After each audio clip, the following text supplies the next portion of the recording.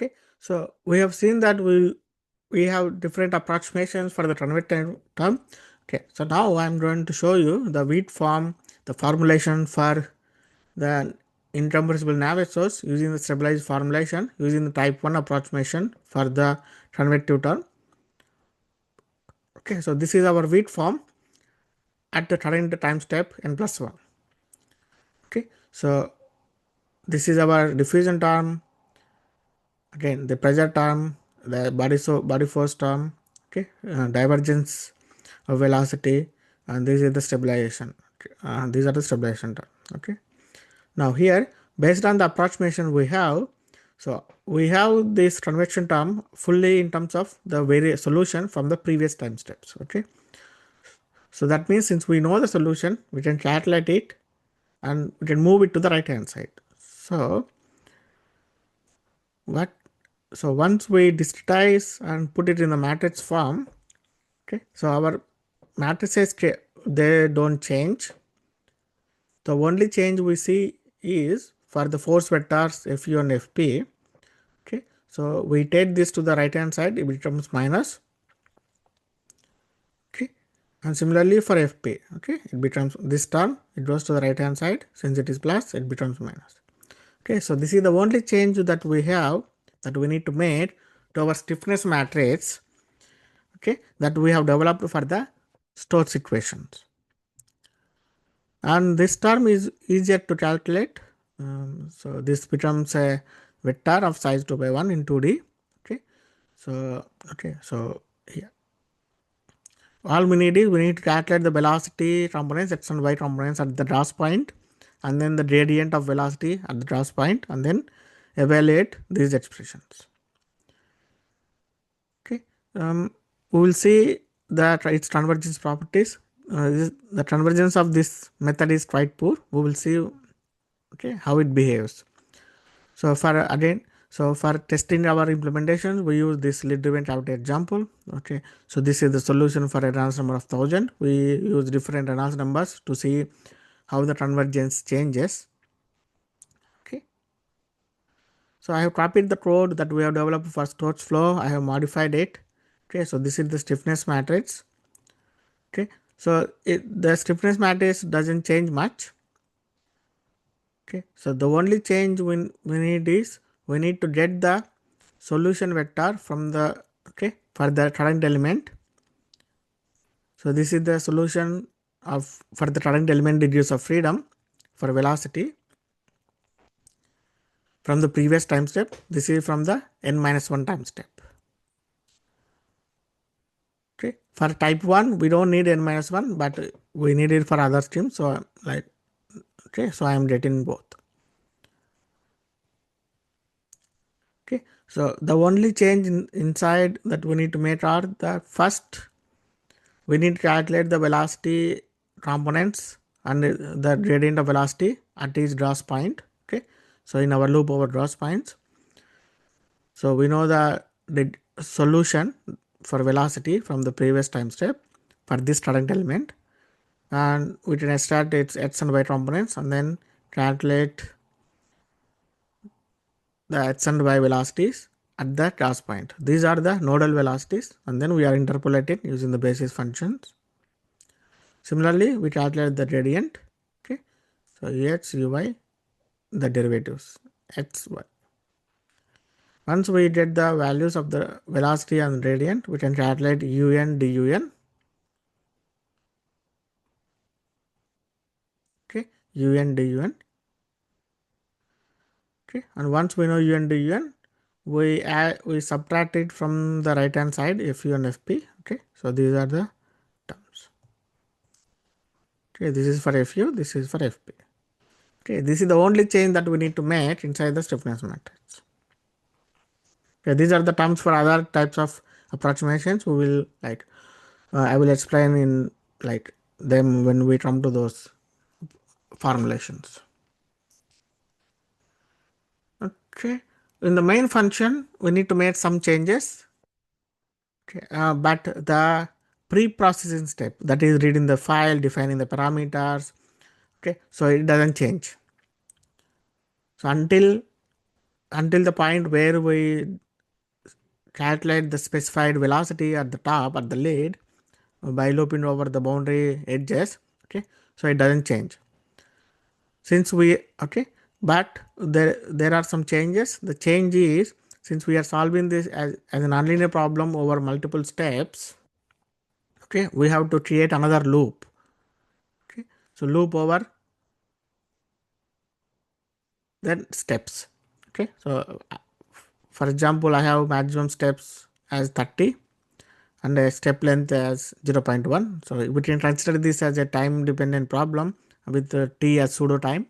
Okay, we don't have the acceleration. Okay, so that is why time t is a pseudo time, and I have two variables, time current and load factor, to track the time, the total time and the load factor, and I create two solution variables for the time step n and n minus 1. Okay, so we loop over the steps, we update the time, and then we update the load factor, and if the load factor is above 1, we set it back to 1. Okay, we initialize our global stiffness matrix and force vectors. Okay, remember this we have to do inside the load step loop. If we do it outside, then we will be updating the matrix and vector. Okay, that is incorrect. So we have to initialize inside the loop, inside the load step loop. Okay, once we initialize to zeros, we loop over all the elements, calculate the stiffness matrix and assemble them. It is the same. The only difference here is we are extracting the degrees of freedom for the current element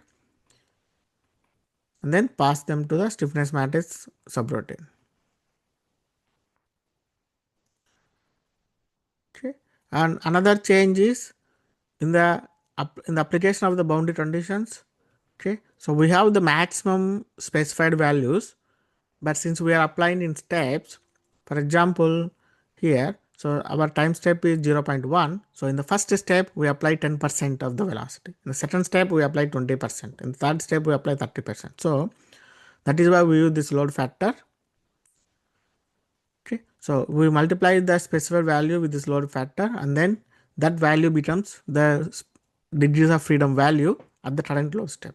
If you are at the second load step, then this value, like the maximum value, would be 0.2, and we use it for calculating the contribution to the RHS, okay, the force vector, and also we store it in the current solution vector. Okay, this is the value at n plus 1, time step n plus 1, current time step, and then we find the our free degrees of freedom, and to check for convergence we calculate the error between current solution and the previous solution. Okay, based using the norm. If the norm is below the tolerance, we stop the calculations. If not, we store the solution. Okay, so this is the n minus 1, this is n. Okay, so since if it is not converged, okay, the current solution becomes previous solution and previous solution becomes previous minus 1 solution. Okay, and then we plot. Now let us run this code, okay, for Reynolds number of 100.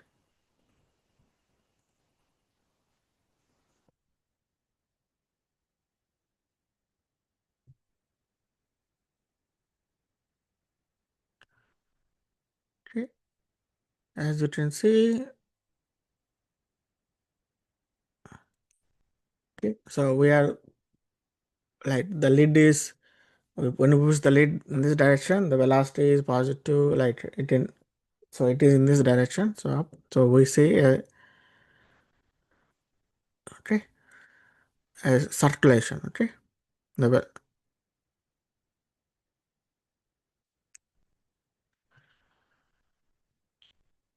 now here, if you look at the output, so this is the error now at different time step.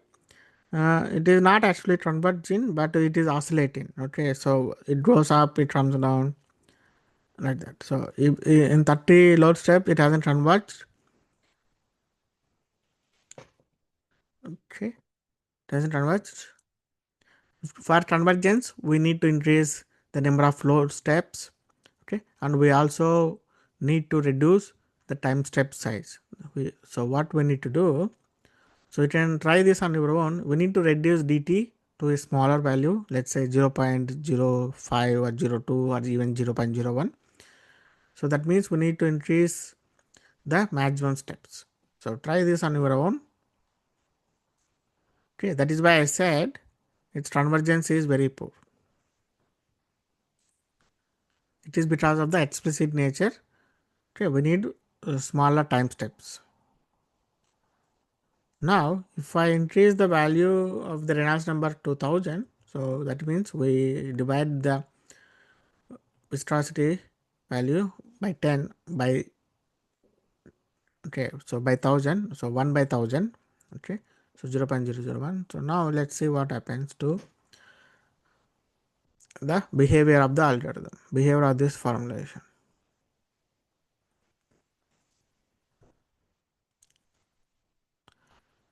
Okay, so far as now, okay, it is start to diverge. Okay, so like you see error norm, it is increasing substantially. Okay, it is diverging. Okay, so that means for higher Reynolds numbers, we need to use even smaller load steps, and that means much higher load steps. So computationally not efficient.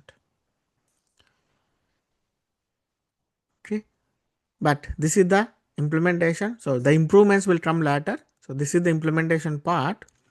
So since we have already implemented the code for Steady Stokes flow, the extension of it to Navier-Stokes is not much difficult.